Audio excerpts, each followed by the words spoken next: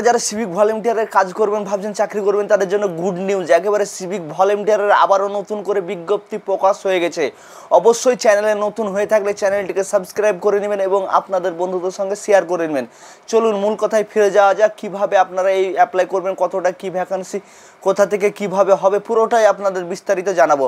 অবশ্যই চ্যানেলে একবার নতুন হয়ে থাকলে এই চ্যানেলটিকে সাবস্ক্রাইব করে নেবেন।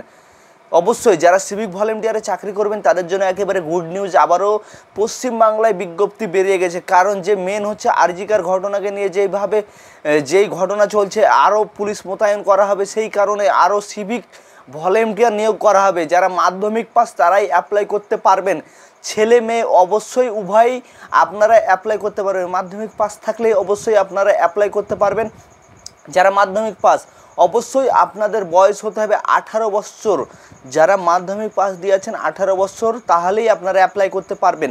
কোন কোন জেলায় অ্যাপ্লাই করতে পারবেন? এখানে সারা পশ্চিমবাংলা জেলায় এখানে অ্যাপ্লাই করতে পারবেন। যে কোনো জেলা থেকে আপনারা এই সিভিক ভলেন্টিয়ারের চাকরির জন্য অ্যাপ্লাই করতে পারেন। যারা সিভিক ভলেন্টিয়ারে চাকরি করবেন ভাবছেন তারা যে কোনো জেলা থেকে চাকরি অ্যাপ্লাই করতে পারেন।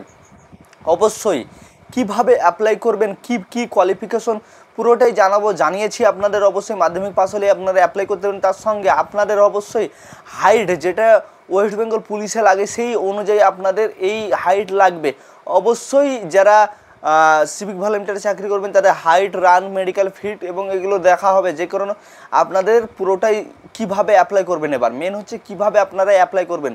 অবশ্যই এটা অফলাইনের মাধ্যমে নিয়োগ হবে। যারা লোকাল থানা আছে সেইখানে গিয়ে আপনারা কিছুদিনের মধ্যেই আপনারা সেই অ্যাপ্লিকেশন ফর্ম পেয়ে যাবেন।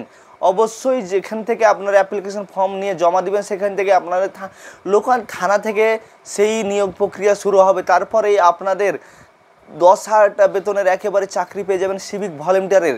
অবশ্যই চ্যানেলে নতুন হয়ে থাকলে চ্যানেলটিকে একবার হলেও সাবস্ক্রাইব করে নেবেন।